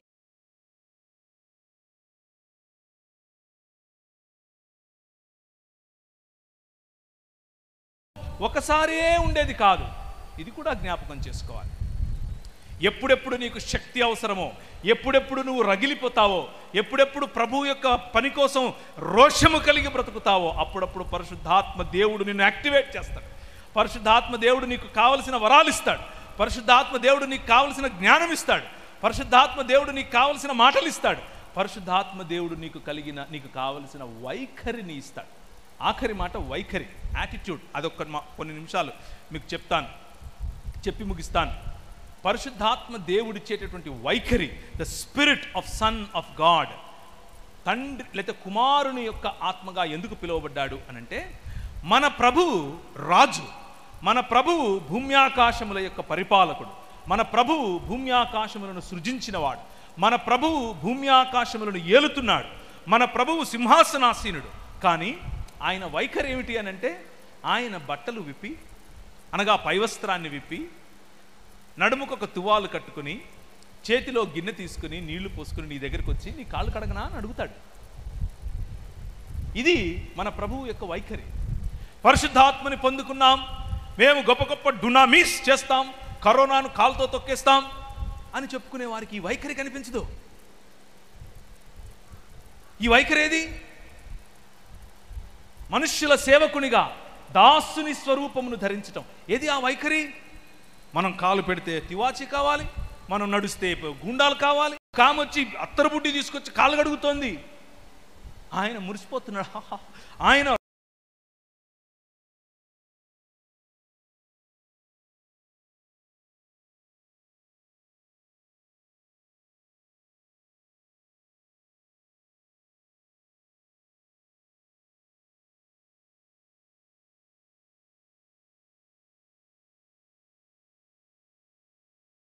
పరిశుద్ధాత్మను పొందిన వారి యొక్క కొన్ని ఉదాహరణలు, కొన్ని క్వాలిటీస్ మీకు చెప్తాను. పరిశుద్ధాత్మను పొందాము అని అనుకునే వారి యొక్క కొన్ని క్వాలిటీస్ కూడా చెప్తాను. పరిశుద్ధాత్మను పొందాము, ఇదే మా డినామినేషన్ అని చెప్పుకునే వారి యొక్క కొన్ని క్వాలిఫికేషన్స్ ఏంటంటే, తెల్ల బట్టలే వేసుకుంటారు, కానీ ఆ తెల్ల చీర చాలా ఖరీదైనటువంటి సిల్కుతో ఉంటుంది. మీ ఏ చీరలు కట్టుకుంటే ఏంటి, అందులో నాకేం ఇబ్బంది లేదు. నేను చెప్పేది ఏంటంటే, మీరు ఏ చీరలన్నా కట్టుకోండి, తెల్ల చీర అయినా కట్టుకోండి, ఎర్ర చీర అయినా కట్టుకోండి, రకరకాల రంగుల చీరలు కట్టుకోండి, అన్ని రంగులు మన ప్రభువే. ఏ ఒక్క రంగులోనూ పరిశుద్ధత లేదు, ఏ ఒక్క రంగులోనూ అపరిశుద్ధత లేదు. అన్ని రంగులు మన ప్రభువే ఇచ్చాడు. కానీ దాన్ని చూపించి భక్తి నటిస్తున్నావే, అది పరిశుద్ధాత్ముడిచ్చేది కాదు. పరిశుద్ధాత్ముడిచ్చేది ఏమిటంటే సింప్లిసిటీ, తగ్గింపు, సరళత్వం, ప్రజలకు అప్రోచబుల్గా ఉండటం. కాబట్టి ప్రియులారా, ఏరా బాగున్నావా, ఎందుకు ఇంత యాక్టింగ్ అవసరం ఏంటి? ఇక్కడ కూడా ఏనా బాగున్నావని మాట్లాడు, కాబట్టి నేను ఇక్కడ వచ్చి ఎందుకు? Why are you acting? పరిశుద్ధాత్మ దేవుడు వస్తే యాక్టింగ్ చేస్తాడా? నో. సింప్లిసిటీ, ఉన్నది ఉన్నట్లుగా ఉండటం. తెరిచిన పుస్తకము అనే జీవితం పరిశుద్ధాత్ముడు నేర్పేటటువంటి మొదటి క్వాలిటీ. పరిశుద్ధాత్ముడు నేర్పే మొదటి క్వాలిటీ తెరిచిన పుస్తకం లాంటి జీవితం. తగ్గింపు, నీకంటే చిన్నవాళ్లను, నీకంటే బలహీనులను, నీకంటే హోదాలో తక్కువ ఉన్న వారిని, నీదంటే చదువులో తక్కువ ఉన్న వారిని, నీకంటే తక్కువ సంపాదనలో ఉన్నవారిని నువ్వు ఎలా గౌరవిస్తున్నావు, నువ్వు ఎలా వారి పట్ల సదభిప్రాయం కలిగి ఉన్నావు అన్నది పరిశుద్ధాత్మ దేవుడు నీలో ఎంత పని చేస్తున్నాడు అన్నదానికి ఒక పరిమాణం. బ్రదర్ మీరు చాలా పెద్ద ఎదవిడు అంటారు చూసారా, ఇది పరిశుద్ధాత్ముని పని కాదు. గాసిప్ ఈజ్ నాట్ పరిశుద్ధాత్ముని పని. పరిశుద్ధాత్ముని యొక్క మేము పరిశుద్ధాత్ముని పొందాము అని చెప్పుకుంటూ, పరిశుద్ధాత్మ బాప్తిసంలో ఉన్నామని చెప్పుకుంటూ రాత్రి వెళ్ళగానే, ఇంటికి వెళ్ళగానే భార్యను కొడతారు, భార్యతో అబ్యూజివ్గా మాట్లాడతారు. నేనేదో పైకేదో గెస్ట్ చేసి చెప్తున్నాను అనుకుంటారు, కాదు. నాకు ఫోన్లు చేస్తారు పాస్టర్ అమ్మలు చాలామంది, అయ్యా ఇది పరిశుద్ధాత్మని పని ఇలా ఉంటుందండి. కాదండి, అది పూనకం అంతే. అది మతం ఇచ్చే పూనకం, మతం ఇచ్చే కొవ్వు, మతం ఇచ్చే గర్వం, దర్పం నీకు ఈరోజు సాగుతోందని చెప్పి నువ్వు వేసాలు, నీ యాక్టింగ్, అది కాదు పరిశుద్ధాత్మ దేవుడు. పరిశుద్ధాత్మ దేవుడు మనల్ని సంధించినప్పుడు మనలో ఉన్న చీకటి కనిపిస్తుంది. నా భార్య పట్ల నా వైఖరి ఏంటి కనిపిస్తుంది. ఒక పెద్ద ఆయన, నాకు మెంటర్ లాంటి ఆయన ఈ మాట చెప్పాడు, ప్రవీణ్ ఒక మాట గుర్తుపెట్టుకో, నీ గురించి ఎవరైనా సర్టిఫికేట్ ఇవ్వాలంటే నువ్వు మంచోడివని, నువ్వు గొప్పోడివని, నువ్వు ప్రేమ గలవాడివని, ఏదైనా సరే ఒక మాట చెప్పాలి అని అంటే ఇద్దరికి నీ మీద అధికారం ఉంది. దేవుడు కాకుండా ఇద్దరికి. నేను చాలా చూస్తున్నాను ఏం చెప్తాడు అని. ఆయన అన్నాడు, ఒకటి నీ భార్య, రెండవది నీ పిల్ల లేదా నీ బిడ్డ. ఒకటి నీ భార్య, రెండవది నీ బిడ్డ. పరిశుద్ధాత్ముని యొక్క అభిషేకము కలిగిన నీవు, పరిశుద్ధాత్ముని అభిషేకం కలిగి ఉన్నాను అని చెప్పుకుంటున్న నీవు బయటికి వెళ్ళి గొప్ప గొప్ప కార్యాలు చేస్తాను, కరోనాను తొక్కేస్తాను, బ్యాక్టీరియాని నమిలేస్తాను, రోగాన్ని చింపేస్తాను, ఎయిడ్స్ నేను ఉష్ అంటే వెళ్ళిపోద్ది, ఇలాంటి చెప్పే నీవు నీ భార్య దగ్గరికి వచ్చినప్పుడు నీ ప్రవర్తన, నీ భార్య దగ్గరికి వచ్చినప్పుడు నీ వైఖరి, నీ పిల్లల ముందు నీ వైఖరి వాళ్ళు క్లియర్గా చూస్తారు, పారదర్శకంగా. చూసాములేరా అంటారు. చూసాములే పోయ్, ఎన్ని డ్రామాలు ఎత్తావు. వెంటనే ఇప్పుడు టీవీ కెమెరా లేదు, మామూలుగా అయిపోవచ్చు. అవునా, అలా అయిపోయింది మన లైఫ్. ఇప్పుడు కెమెరా ఏం లేదుగా, ఎందుకు నటించేస్తున్నావు అని పాస్టర్మ గుర్తు చేయాలి. That is not Holy Spirit my brothers, my sisters. పరిశుద్ధాత్మ దేవుడు, he is an eternal spirit, he is the spirit of the Lord, he is the spirit of wisdom. జ్ఞానమునిచ్చేటటువంటి ఆత్మ పరిశుద్ధాత్మ, జ్ఞానమునిస్తాడు. అయితే దీనికి కరెక్ట్ ఆపోజిట్ ఇంకోటి ఉంది, కరెక్ట్ ఆపోజిట్. ఈ కరెక్ట్ ఆపోజిట్ దురదృష్టవశాత్తు మనలో కూడా కొంతమంది కనిపిస్తారు. కేవలము వాక్యము అన్నటువంటి భరోసాలో ఉంటూ ఆ వాక్యము చెప్పిన దాన్ని కూడా నమ్మనటువంటి కొందరు కనిపిస్తారు. కేవలము దాన్ని ఏమంటారు, జ్ఞానం అని అనుకుని ఆ జ్ఞానములో మనిషికి ఉండేటటువంటి ఫెల్ట్ నీడ్స్, మనిషికి కావలసినటువంటి ఇమోషన్, మనిషికి కావలసినటువంటి సంగీతం, మనిషికి కావలసినటువంటి పరామర్శ, మనిషికి కావలసినటువంటి సాంత్వన, జాలి వగైరా వగైరాలను మరిచిపోయేటటువంటి కటువుగా మారినటువంటి తలకాయలు పెద్దగా అయినటువంటి వారు. తలకాయలు ఇంతలా ఉంటాయి, హృదయము ఇంతే ఉంటుంది. ఇంతకుముందు మనం చెప్పుకున్న వాళ్ళు హృదయం ఇంత పెద్దగా ఉంటుంది, తలకాయలు ఇంతే ఉంటాయి. ఈ రెండు ఎక్స్ట్రీమ్స్ మంచిది కాదు. పరిశుద్ధాత్మ దేవుడు మనకు జ్ఞానం ఇస్తాడు కాబట్టి ఆయన ఇచ్చే శక్తి ఇక లేదు. ఆయన ఇక డునామీస్ అనగా అద్భుత కార్యములు చెయ్యడు, ఆయన ఆపేశాడు, నీ ద్వారా చెయ్యడు అని చెప్పేటటువంటి సమాజం ఇది. దేవుని వాక్యమునకు విరుద్ధమైనటువంటి టీచింగ్. దేవుని వాక్యం ఎక్కడా చెప్పలేదు ఆయన చేసే పనులు ఆపేశాడని.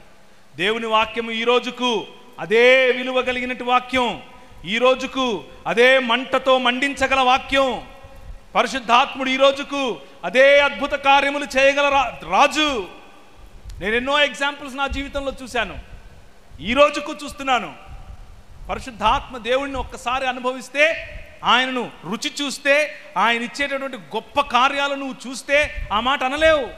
ఒకరోజు ఇక్కడే మీ ఊరు నుంచి కొంచెం దూరం వెళ్తే కాకినాడకు దగ్గరలో కాదు, కాకినాడ దగ్గర కాదు, క్షమించండి, గూడూరు దగ్గరలో నూర్ ఏ కలాం అని మీరు ఒకసారి టైప్ చేయండి, దాంట్లో కనిపిస్తుంది యూట్యూబ్లో. నేను ముస్లిం సమాజం గురించి వారు చెప్తున్నటువంటి అబద్ధములను ఎండగట్టడం కోసం అక్కడ నిలబడ్డాను. రక్షణ టీవీ వాళ్ళు ఆ ప్రోగ్రాం పెట్టారు. నేను డ్రైవ్ చేసుకుంటూ నెల్లూరు నుంచి వెళ్ళాను, హైదరాబాద్ నుంచి నెల్లూరు, నెల్లూరు నుంచి గూడూరు. నాకు అప్పటికే స్పాండిలోసిస్, నేను కూర్చోలేకపోతున్నాను, నిలబడలేకపోతున్నాను, భయంకరమైన నొప్పి. పోయి డాక్టర్ దగ్గరికి చూయించుకుంటే అన్నాడు, నువ్వు నిలబడడానికి వీల్లేదు, నువ్వు మాట్లాడడానికి వీల్లేదు, నువ్వు పడుకోవాలి, నీ చేత కాదు, కళ్ళంది తిరిగిపోతున్నాయి. ఏంటి ప్రభువా ఇది, నా బతికేంటి ఇలా అయిపోయింది, నీకు వెంటనే ఆపరేషన్ చేయాలంటాడు. అంటే ఈ మధ్య డాక్టర్లకు ఆపరేషన్ చేయడం అనేది పైసల కోసం అని నాకు తెలుసు, కానీ అలా కాదులే అని చెప్పి నేను స్కానింగ్ తీయించాను. చూపించాడు, ఇదిగో ఈ ఎల్లు, ఇదిగో ఈ సర్వైకల్ ఇలా ఉంది, దీని పరిస్థితి ఏంది అని అన్నాడు. ఈరోజు సాయంకాలం నేను నిలబడాలి, నేను మాట్లాడాలి. ప్రభు నన్ను పిలిచాడు, మోకాళ్ళ మీద పడి ఆయన అడిగాను, ప్రభువా నువ్వు ఏం చేస్తావో నాకు తెలియదు, నువ్వు చంపేస్తావా తీసుకెళ్ళిపో, లేదు నిలబెడతావా, ఈరోజు సాయంకాలం నేను మాట్లాడాలి. నూరే కలాం కొన్ని వేల మంది ఆ రోజు ఆ గ్రౌండ్లో ఉన్నారు. వారు ఎదుట నిలబడుకొని ఈ సాక్ష్యం చెబుతూ మరి మాట్లాడారు. నొప్పి లేదు, బాధ లేదు, భయం లేదు, ఉంటే నీకోసం సస్తే నీకోసం అన్నట్లుగా అక్కడ దాన్ని ఏమంటారు రగిలిపోయి మాట్లాడాను. అయిపోయింది, మళ్ళీ వచ్చాను, కారులో అలా స్పృహ తప్పి పడిపోయాను. నిజంగానే స్పృహ తప్పి పడిపోయాను. అంత భయంకరమైన పెయిన్, నొప్పి. రాత్రంతా ఆ డ్రైవర్ పాపం ఒక ఆయనను ఇచ్చి పంపిస్తే ఆ డ్రైవర్ తీసుకొచ్చి ఇంటి దగ్గర డ్రాప్ చేశాడు. ఆయనకి ఏదో ఇవ్వాల్సింది ఇచ్చి పంపించేశాను. మళ్ళీ డాక్టర్ దగ్గరికి వెళ్ళాను, వేరే ఆప్షన్ లేదు, ఆపరేషన్ అన్నాడు. నేను అన్నాను, ప్రార్థన చేస్తే నాకు దేవుడు ఎలా ఉపశమనం ఇచ్చాడు, ఉపశమనం ఇచ్చిన దేవుడు సంపూర్ణ స్వస్థతనివ్వడా ఇవ్వడా అని అడిగాను. మళ్ళీ వచ్చాను ప్రభు దగ్గరికి, నాకు ఈరోజు ఏ ఆపరేషన్ లేదు, ఏం లేదు, నా సర్వైకల్స్ అన్నీ బాగున్నాయి, everything is set. He is still the same God. ఆయన ఈ రోజుకు అదే దేవుడు. నా కోసం ప్రార్థన చేసిన వాళ్ళు ఇంటికి వచ్చి ప్రార్థన చేశారు, చేతులుంచి ప్రార్థన చేశారు. మా అమ్మ నా కోసం ప్రార్థన చేసింది, చేతులుంచి ప్రార్థన చేసింది. పెద్ద జ్ఞానం ఏమి లేదు ప్రార్థన చేసిన వాళ్ళకి, సామాన్యులు. కానీ నమ్మకంతో విశ్వాసంతో ప్రభువా నువ్వు స్వస్థత చేస్తావు అని అడిగారు. నాకు చేశాడు. నేనే మీకు ఒక రుజువు. I am an example. God still heals people and God still uses people to heal. దేవుడు ఈ రోజుకు ప్రజలను స్వస్థపరుస్తాడు. దేవుడు ఈ రోజుకు ప్రజలను ఉపయోగించుకొని స్వస్థపరుస్తాడు. అది డాక్టర్ అయినా కావచ్చు, మీలాంటి ప్రార్థనాపరులైనా కావచ్చు. Believe in this power. ఈ శక్తిని నమ్మండి. ఇదేదో మంత్రం కాదు, ఇదేదో అన్యాగ్ని కాదు, ఇది దేవుని వాక్యం. దేవుని వాక్యములో ఉన్నటువంటిది. ఎక్కడెక్కడ మీరు వెళ్ళి నా నామమున వాక్యమును ప్రకటిస్తారో, రాజ్యమును ప్రకటిస్తారో, అక్కడక్కడ ప్రభువే తానే వారి వెంట ఉండి అద్భుత కార్యములతో ఆ వాక్యమును స్థిరపరచును. అద్భుత కార్యములతో ఆయన స్థిరపరుస్తాడు. ఒకరోజు ఒక నిన్న రాత్రి, ఎంతో దూరం వద్దు, నిన్న రాత్రి ఫోన్ చేసి నాకు ఇలా అయిపోతుంది, నేను నమ్మాను కానీ నమ్మించి మోసం చేశాడు. నన్ను పరిచర్యలోనే ఉన్నాను కానీ నమ్మించి మోసం చేశాడు. ప్రార్థన ఎప్పుడు ఆయన ప్రార్థన చేస్తాడు. ప్రార్థన చేసుకుంటూ మనం కలిసి ఉందాం అని చెప్పాడు. ప్రార్థన చేసుకుంటూ మనం పెళ్లి చేసుకుందాం అని చెప్పాడు. కానీ ఏమైపోయాను? నన్ను ఆయన ఒకానొక రోజు నా బలహీన క్షణంలో ఆయన నన్ను వాడుకుని, నువ్వు ఇంతవరకే నీ పని, ఆ తర్వాత ఏమీ లేదు అని చెప్పి నన్ను ఇప్పుడు నేను ఎటూ కాకుండా పోయాను. పరిచర్యలో ఉండాలంటే భయం, ప్రార్థన చేయాలంటే భయం, బైబిల్ చదవాలంటే భయం, పీస్ లేదు, దేవునికి వ్యతిరేకం అయిపోయాను. ఏంటి ప్రభువా నేను ఇలా అయిపోయాను అని రోజు చచ్చిపోవాలనుందన్నా. ఈరోజు రాత్రి చచ్చిపోదాం అనుకుంటున్నాను, అందుకే ఫోన్ చేశాను. నిన్న రాత్రి వచ్చిన ఫోన్ ఇది. ఇక్కడ వాక్య పరిచర్య అయిపోయి ఇంటికి వెళ్ళిన తర్వాత వచ్చిన ఫోన్. పరిశుద్ధాత్మ దేవుడు పనిచేస్తాడు. నేను చెప్పింది ఏమీ లేదు, పెద్దగా వినడమే. జస్ట్ లిసన్ టు, వినటమే. విని అమ్మా దేవుడు క్షమించలేనంత తప్పేం చేయలేదురా నువ్వు. పరిశుద్ధాత్మ దేవుడు ఆయన నిన్ను హత్తుకోవటానికి, నువ్వు ఆయన బిడ్డవి, నువ్వంటే ఆయనకు చాలా ముద్దు. వాడెవడో కోన్కిస్కగాడు వాడు వెళ్ళిపోయాడు, వాడి కోసం నీ జీవితం నాశనం చేసుకుంటావా? నో, దేవుని చేతికి నీ జీవితాన్ని నువ్వు ఆయన ఇంకా ఎక్కువగా వాడుకుంటాడు అని చెప్తే, అన్న నా మనసులో శాంతి, నా మనసులో ఒక సమాధానం. ఇన్ని సంవత్సరాలుగా ప్రార్థన, 2 సంవత్సరాలైంది. నేను చెప్పింది ఏమీ లేదు అక్కడ, చాలామంది చెప్పింటారు కూడా ఆ విషయాలు. కానీ పరిశుద్ధాత్ముని మీద ఆధారపడితే, పరిశుద్ధాత్ముని నమ్మి ఆయనను ఆహ్వానిస్తే, మన ద్వారా, మన మాటల ద్వారా, మన చేతల ద్వారా, మన వైఖరి ద్వారా ప్రజల జీవితాల్లో మేలు, ప్రజల జీవితాల్లో బాగు, ప్రజల జీవితాల్లో మళ్ళీ ఆనందం తీసుకుని రావచ్చు. సాధ్యం. వైఖరి, the dunamis of the spirit of God. 19వ అధ్యాయం 10వ వచనం ప్రకటన గ్రంథం. కేవలం పరిశుద్ధాత్మ దేవుడు వైఖరి వరకు ఆగేవాడే కాదు. వైఖరిని మనం పరిశుద్ధాత్మ ఫలముతో చూడొచ్చు. అక్కడి వరకు ఆగేవాడే కాదు. ఫలము మాత్రమే కాదు, వరమును కూడా ఇవ్వగల గొప్పవాడు. పరిశుద్ధాత్మ దేవుడిని ద స్పిరిట్ ఆఫ్ ప్రొఫెసీ అని పిలిచారు. ప్రవచనమునకు సంబంధించిన ఆత్మ. చదువుమా 19:10, ప్రకటన 19:10. అందుకు నేను అతని పాదములు ఎదురు సాగిలపడి తిని, వద్దు సుమి,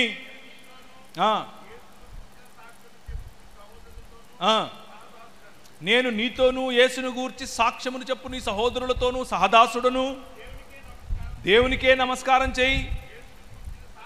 యేసును గూర్చిన సాక్ష్యము ప్రవచన సారమని. ప్రవచన సారము అన్న చోట ప్రవచన ఆత్మ అని కూడా తర్జమా చేయొచ్చు. యేసును గూర్చిన మాట ప్రవచనములకు సంబంధించిన మాట. మీరు ప్రవచించటం అనంటే, రేపు మీ ఇంట్లో టెంకాయలు వండుకుందరు, రేపు మీ ఇంట్లో వంకాయలు వండుకుంటారు, నీ భార్య ఎర్రచీర కట్టుకొని వస్తుంది, నీ భార్య పేరు మార్తమ్మ, ఇది చెప్పటం కాదు. నీ కొడుకు పుడతాడు, ఇది చెప్పటం మాత్రమే కాదు ప్రవచనం అంటే. ప్రవచనం అనంటే రాజుల ఎదుట, అధికారుల ఎదుట, భూరాజుల ఎదుట, అంధకార సంబంధమైన దురాత్మ సమూహముల యొక్క అధికారం ఎదుట నిలబడి యేసే రాజు అని చెప్పటం, యేసు క్రీస్తే ప్రభు అని చెప్పటం. Jesus is the Lord of all. యేసు క్రీస్తు అందరికీ ప్రభువు అని ప్రకటించగలగటం. ఆ ప్రవచన సారము యేసు క్రీస్తు యొక్క సారం, యేసు క్రీస్తు యొక్క ఈ సువార్త యొక్క సారాంశం అదే. ఆ సువార్త యొక్క సారాంశమును చేయటం కోసమే నీకు పరిశుద్ధాత్మ దేవుడు అనుగ్రహించబడ్డాడు. అంతేగాని పొయ్యి బోర్డులు పెట్టుకోవటానికి కోసం కాదు. బోర్డు పెట్టుకుని నీ కొడుకు పుడతాడు. ఒక ఆయన ఉన్నాడు మా ఊర్లో, నేను చాలాసార్లు చెప్పాను, ఇది మళ్ళీ చెప్తున్నాను. ఒక ఆయన ఇక్కడ కొడుకులు పుట్టడం కోసం ప్రార్థన చేస్తాను అని పెట్టాడు బోర్డు. ఆయన స్పెషలిస్టు, గైనకాలజీలో కూడా ఆయన ఆండ్రాలజికల్ స్పెషలిస్ట్, అంటే స్త్రీ రోగ నిపుణుడు, ముఖ్యంగా ప్రసూతి రోగ నిపుణుడు. ప్రార్థన అన్నమాట ఇది. అందులో కూడా పురుషులు మాత్రమే పుట్టిస్తాడు ఈయన. ఎంత అవమానకరంగా మనం ప్రభువును దిగజారుస్తున్నాం, ఎంత అవమానకరంగా ప్రభువును మనం ప్రజలకు పరిచయం చేస్తున్నాం. అంటే ఆయన స్త్రీలను పుట్టించడా? ఆయనకు స్త్రీలంటే తక్కువ? కొడుకులే కావాలా? ఇందులో విడ్డూరం ఏంటంటే అక్కడ ప్రార్థన చేయించుకునేది అందరూ స్త్రీలే.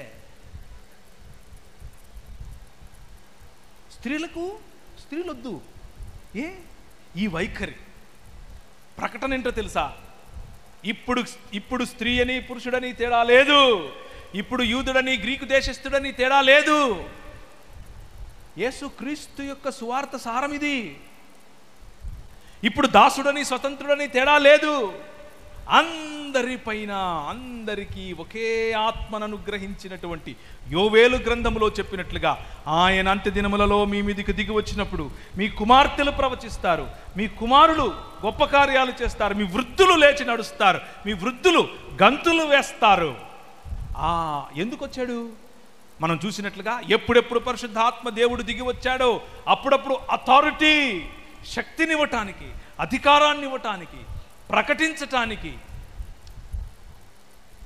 పాలకుల ఎదుట నిలబడి వాళ్ళను సరైన మార్గంలోనికి చెరపట్టి తీసుకుని రావటానికి వస్తాడు. ఆయన వచ్చాడు కాబట్టే స్త్రీలు నాయకులు, ఆయన మిమ్మల్ని అభిషేకించాడు కాబట్టే స్త్రీలు బోధకులు, ఆయన అభిషేకించాడు కాబట్టే స్త్రీలు మాట్లాడాలి, స్త్రీలు పరిచర్య చేయాలి, నాయకత్వం చేయాలి. ఇప్పుడు స్త్రీ అని పురుషుడని తేడా లేదు. That is the Kingdom of God, దేవుని రాజ్యం. ఆ రాజ్య స్థాపన, ఆ రాజ్యానికి ఉన్నటువంటి విలువ, ఆ రాజ్యానికి ఉన్నటువంటి విలువలలో ఆయన హీఈస్ ఎ టీచర్, ఆయన నేర్పిస్తాడు. హీఈస్ ఎ గైడ్, మార్గదర్శనం చేస్తాడు. ఆయన సంపూర్ణ సత్యంలోనికి నడిపిస్తాడు. ఆయన పాపం పట్ల ఒప్పుకోలు తీసుకొచ్చేలా చేస్తాడు. ఆయన శక్తినిస్తాడు, శక్తినిచ్చి నడిపిస్తాడు. అంత మాత్రమే కాదు, ప్రభు అయిన యేసుక్రీస్తు తన మాటల ద్వారా ఎలాంటి ఆదరణను ఇచ్చాడో వేరొక ఆదరణకర్తగా వచ్చేటటువంటి ఈ ప్రభువు ఆదరణనిస్తాడు. ఆయన సన్నని మెల్లని స్వరం నీకు వినిపిస్తుంది. నువ్వు బండి తోలుకుంటూ వెళ్ళేటప్పుడు, నువ్వు ఒంటరిగా డ్రైవ్ చేసేటప్పుడు, నీ ఆఫీస్లో నువ్వు కూర్చుని పని చేసేటప్పుడు, నువ్వు ఇంట్లో నువ్వు కూర్చుని నీ పనిలో నువ్వు ఉన్నప్పుడు ఆ సన్నని స్వరం నీకు వినిపిస్తూనే ఉంటుంది. నువ్వు వినేందుకు నీ దగ్గర చెవులుంటే చాలు, చెవులుంటే చాలు. పాత రోజుల్లో రేడియో వచ్చేది. ఆ రేడియో తరంగాలు ఎప్పుడూ వస్తూనే ఉంటాయి. కానీ మనం దాన్ని ఏం చేయాలి? ట్యూన్ చేయాలి. ట్యూన్ చేసినప్పుడు అని సౌండ్ వచ్చి ఆ తర్వాత మెల్లిగా ప్రేమధార అనే ఒక పాట వస్తుంది. అది విన్నప్పుడు మనసంతా వచ్చింది. దేవుని వాక్యము అంతే, పరిశుద్ధాత్ముని స్వరం అంతే.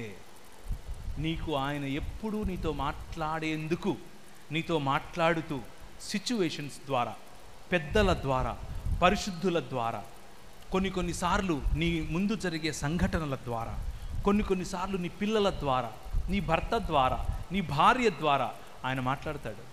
వినేందుకు నీకు చెవులుండాలి. వినగలిగితే ఆయన మన జీవితాల్లో అద్భుతాలు చేస్తాడు.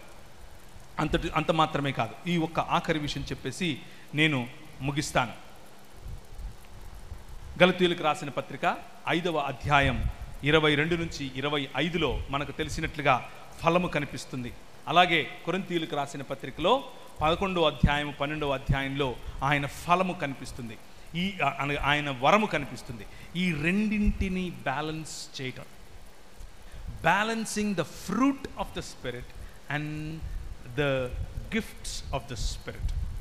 పరిశుద్ధాత్మ దేవుడిచ్చేటటువంటి వరములు మరియు ఫలము, ఈ రెండింటిని బ్యాలెన్స్ చేయటం. ఈ ఒక్క మాట చెప్పి ముగిస్తాను. 2 ఎక్స్ట్రీమ్స్ మనం చూసాం. కొందరు ఫ్రూట్ ఫ్రూట్ ఫ్రూట్ ఫ్రూట్ అని చెప్పి వైఖరి ఫలం మాత్రమే అని చెప్పి లీగలిజంలో పడిపోతారు. లీగలిజం అనంటే అది ఒక రకమైనటువంటి ధర్మశాస్త్రానుసారమైన జీవితం. ఇంకొందరు పవర్ పవర్ పవర్ పవర్ అని చెప్పి, శక్తి, అధికారం, శక్తి శక్తి శక్తి శక్తిగల అని చెప్పి ఫ్రూట్ను మర్చిపోతారు. ఈ రెండింటిని బ్యాలెన్స్ చేయటమే సంఘానికి ఉన్నటువంటి ప్రధాన లక్ష్యం. నిజానికి బ్యాలెన్స్ అన్నది సంఘానికి ఉన్నటువంటి అన్ని విషయముల్లోనూ ఉన్న పిలుపు, కేవలం ఈ ఒక్క విషయంలోనే కాదు. Balanced life, balanced life. ఆయన మనకు నిత్య జీవమును ఇవ్వటానికి, ఆయన మనకు సంచకరువుగా లేకపోతే ఒక పెట్టుబడిగా ఇవ్వబడినవాడు. ఆ పెట్టుబడిగా ఇవ్వబడినటువంటి ఈ దేవుడు మనకు స్పిరిచువల్ గిఫ్ట్స్, ఆత్మీయమైనటువంటి వరములు ఇచ్చినప్పుడు 27వ వచనం నుంచి 12వ అధ్యాయం 11వ వచనం వరకు ఇవ్వబడినటువంటి లిస్ట్, అది ఎగ్జాస్టివ్ లిస్ట్ ఏం కాదు, ఇంకా ఉన్నాయి. ఉదాహరణకు, మీలో చాలామందికి ఇంటికి వచ్చిన వారికి ఆతిథ్యం ఇచ్చేటటువంటి గిఫ్ట్ ఉంటుంది. మీలో చాలామందికి అడ్మినిస్ట్రేషన్ అనే గిఫ్ట్ ఉంటుంది. అడ్మినిస్ట్రేషన్ మీలో పరిశుద్ధాత్మ వరము అని అంటే కేవలం లబలబలబల మాట్లాడటం మాత్రమే కాదు, అదొకటే కాదు. పరిశుద్ధాత్మ వరం అంటే చాలా ఉన్నాయి. బుద్ధి కలిగి వాక్యమును బోధించటం, బుద్ధి కలిగి లేదా జీవముచ్చేటటువంటి వాక్యమును బోధించటం, మంచి మాటలు చెప్పగలగటం, ప్రవచనమును అనగా ప్రకటించటం, అధికారుల ఎదుట నిలబడి ప్రకటించటం, ఇవన్నీ విశేషంగా ఆపేక్షించమని పౌలు చెబుతున్నాడు. వీటిని వదులుకోవద్దు, మరింత విశేషంగా ప్రవచన వరాన్ని ఆపేక్షించండి అంటున్నాడు. కూర్చున్న వారిలో, అలాగే మైకులో వింటున్న ద్వారా, లేకపోతే ఈ దాన్ని ఏమంటారు లైవ్లో చూస్తూ ఉంటే, నేను మీకు ఎగ్జాంపుల్, మీ ముందు నేను నిలబడి ధైర్యంగా చెప్తున్నాను. పరిశుద్ధాత్మ దేవుణ్ణి మీ జీవితంలో మరింత ఎక్కువగా ఆహ్వానించండి. ఆయన ఆల్రెడీ ఉన్నాడు మీ మధ్య, మీతో ఉన్నాడు. కానీ ఆయన మీద ఆధారపడటం నేర్చుకోండి. ఆయన మీద ఎంతగా ఆధారపడితే, ఎంతగా ఆయన మీ పైన కంట్రోల్ చేయటం కోసం ఆయనకు అధికారాన్ని ఇస్తే, ఎఫెసీ పత్రికలో చెప్పినట్లుగా మద్యము చేత మత్తులై ఉండక పరిశుద్ధాత్ముని చేత నింపబడి ఉండండి. ఆ రెండిట్లో ఉన్నటువంటి ప్యారలల్ ఏమిటి అని అంటే, మద్యం ఏ విధంగా అయితే తాగితే నిన్ను అది నడిపిస్తుందో, ఈయనను కలిగి ఉంటే ఈయన నడిపిస్తాడు నిన్ను. అది ప్యారలల్, అక్కడ సిమిలి. పరిశుద్ధాత్మ దేవునికి నిన్ను నువ్వు ఇచ్చి చూడు. ఒక్కసారి ఆయన అధీనంలోనికి వచ్చేందుకు ప్రయత్నం చేయి. He does miracles in and through you. నీ ద్వారా నీలో ఆయన గొప్ప కార్యాలు చేస్తాడు. ఈ బ్యాలెన్స్ మిస్ అవ్వకు. ఈ బ్యాలెన్స్ మిస్ అయిన వాళ్ళు ఏం చేస్తారు అంటే, ఒక ఎక్స్ట్రీమ్కి వెళ్ళిపోయి, నేను ఇప్పుడు పరిశుద్ధాత్మని పిలవడం కోసం ఒక రకమైన మ్యూజిక్ పెడతాను, నేను బూడిదేసేసుకుంటాను, నేను గోనపట్ట కట్టేసుకొని కింద దొల్లేస్తాను. ఇలా దొల్లే వాళ్ళకి పరిశుద్ధాత్ముడు పట్టినప్పుడు లాఫింగ్ స్పిరిట్ వస్తుందంట, అంటే నవ్వే ఆత్మ. కొందరికి వామిటింగ్ స్పిరిట్ అంటే కక్కే ఆత్మ. కొంతమందికి లేయింగ్ ఇన్ స్పిరిట్ అంటే అలా పడుకొని చచ్చిపోయిన వాళ్ళగా పడుకోవటం. ఇదంతా drama. This is all drama. ఆ డ్రామా నమ్మకండి. అది దేవుని వాక్యం కాదు, అది దేవుడిచ్చేటటువంటి అనుభవం కాదు, అది మనిషి మీ మీద రుద్దుతున్నటువంటి అనుభవం. ఒకరోజు ఇలాంటి ఒక ఆయన వచ్చి, నేను ప్రార్థన చేస్తాను నీకు అన్నాడు. నేను మా అమ్మకు చెప్పాను, అమ్మ వాడి మొహం చూడు, వాడు మాంత్రికుడిలాగా ఉన్నాడు, వాడి దగ్గర ఎందుకే ప్రార్థన చేయించుకుంటావు అన్న. డైరెక్ట్గానే చెప్పాను. రే అలా అనకూడదు రా, దేవుని సేవకులు రా అన్నాడు. సరే కానీ అన్నాను, కానీ నీ ప్రయత్నం నువ్వు చెయ్యి. నేను అక్కడే కూర్చుని ఉన్నాను, నేను బయట రూమ్లో. ఆమె వెళ్ళింది ప్రార్థన చేయించుకోవటానికి. ఆమె చేయి పెట్టాడు, ఏదేదో చేసేస్తున్నాడు. అమ్మ మీ ఎవరన్నా వచ్చారా మీతో అంటే, వచ్చా మా అబ్బాయి అన్నది. ఎవరు మీ అబ్బాయి అంటే, ప్రవీణ్ పగడాలని చెప్పింది. చేయి పెట్టి మీరు వెళ్ళిపోండి అని చెప్పాడు. వెళ్ళిపోండి అని చెప్పాడు. ఎందుకు అని అంటే, ఎక్కడ వీడియో తీస్తాడో ఎక్కడ పెడతాడో అని భయం. అర్థమవుతుందా? డ్రామా. మా ఊళ్ళో ఒక ఆయన ఎద్దు కొమ్ము అభిషేకం అంటాడు, ఎర్ర ఎద్దు అభిషేకం అంటాడు, పెయ్య అభిషేకం అంటాడు, గుర్రుపోతు అభిషేకం అంటాడు. కొత్త కొత్త డ్రామాలు వేసి అవతలోడు అంగట్లో లేనిది నా అంగట్లో ఉందని చెప్పుకోవడమే ఎక్స్ట్రీమిజం. అది కాదు మన పిలుపు. జీడిఎం సంఘాల యొక్క పునాది అది కాదు. ఎక్స్ట్రీమిజం వద్దు. మాంత్రికుడు మాంత్రికుడు అని నేను చెప్తే మా అమ్మ వినలేదు. టీవీలోకి వచ్చాడు, టీవీలో నిలబెట్టి టీవీ యాంకర్లు తోలు తీశారు, నువ్వు మాంత్రికుడివి అని. ఒప్పుకున్నాడు. ఎందుకు అంటే ఆయన అమావాస్య రోజు మాత్రమే ప్రార్థన చేస్తాడు. అమావాస్య ప్రార్థన ఏంటి, పౌర్ణమి ప్రార్థన ఏంటి, ఏంట్రా బాబు, ఎవర్రా మీరంతా, ఎక్కడి నుంచి వచ్చారు మీరు? అమావాస్య ప్రార్థనలు ఏంటి, అమావాస్య అభిషేకాలు ఏంటి, ఏంటిదంతా? అదే ఎక్స్ట్రీమ్. వద్దు, అలాంటి వాటికి వెళ్ళకండి. దేవుని వాక్యం ఏం చెప్తుంది? దేవుని వాక్యం ఆయనకి ఇష్టం వచ్చినట్లు ఆయన మనకు వరాలు ఇస్తాడు. మనం అడగాలి, మనం ఆపేక్షించాలి. తీసుకోండి, వాటిని ప్రాక్టీస్ చేయండి. వ్యాపారం చేయొద్దు దాంతో. ప్రజల కోసం, ప్రజల బాగు కోసం, ప్రజల అభ్యున్నతి కోసం, అన్నిటినీ మించి దేవుని రాజ్య స్థాపన కోసం, దేవుని రాజ్య విస్తరణ కోసం పరిశుద్ధాత్మ దేవుడు మనకి ఇవ్వబడ్డాడు. ఆయనను మనం కలిగినప్పుడు, ఆయన శక్తిలో మనం నింపబడినప్పుడు, సమరయ భూ దిగంతములు, యెరూషలేము ఎలాగూ ఆ నుంచి వచ్చేసాం, భూ దిగంతముల వరకు ఆయన సాక్షులముగా ఉంటాం. ఆయన సాక్షులుగా ఉండటం, ఆయన రాచరికమును, ఆయన ప్రభుత్వమును నిలబెట్టడమే పరిశుద్ధాత్మని యొక్క ప్రధాన లక్ష్యం. ఆయన నిజమైన దేవుడు ఇప్పుడు ఇక్కడ మీకు అందుబాటులో ఉన్నాడు. ఆయనను అడిగితే, నాకు శక్తినివ్వు అని అడిగితే, నాకు మార్గదర్శనం చెయ్యి అని అడిగితే, నా పాపము నుండి నాకు కనువిప్పు కలుగ చేయి అని అడిగితే, నీలో రిపెంటెన్స్ తీసుకుని రావటానికి, నిన్ను బలపరచటానికి, ఆయన రాజ్యం కోసం వాడుకోవటానికి ఆయన సిద్ధమే. తలలుంచుకుంటే ప్రార్థించుకుందాం. కృపగలిగిన తండ్రి, ఈ మధ్యాహ్న సమయంలో పరిశుద్ధాత్మ దేవుని యొక్క తాకిడి, పరిశుద్ధాత్మ దేవుడిచ్చే అనుభవం, పరిశుద్ధాత్మ దేవుడు మాకిచ్చేటటువంటి అద్భుతమైనటువంటి కార్యములు, అద్భుతమైనటువంటి శక్తి కలిగినటువంటి మాటలు, అద్భుతమైన శక్తి కలిగిన అనుభవాలు, ఆ అనుభవాలలో నిర్మించేటటువంటి నీ రాజ్యం నువ్వు నిర్మిస్తూ ఉండగా నీ సహ పనివారముగా, జత పనివారముగా మేము ప్రభువా నీతో పాటు కదం తొక్కేటటువంటి మా పిలుపును మేము గ్రహించి, ప్రవచన వరము, ఆత్మల వివేచన వరము, భాషల వరము, తర్జుమా వరము, ప్రవచన వరము, బుద్ధివాక్యం, జ్ఞానవాక్యం, అడ్మినిస్ట్రేషన్, ప్రతి ఒక్క రంగములోనూ నీ రాజ్యమును స్థాపించేందుకు కావలసినటువంటి శక్తి, క్రియేటివిటీ, సృజనాత్మకతతో మమ్మను నింపమని మీకే సకల స్తుతి మహిమ ఘనత ప్రభావాలు చెల్లిస్తూ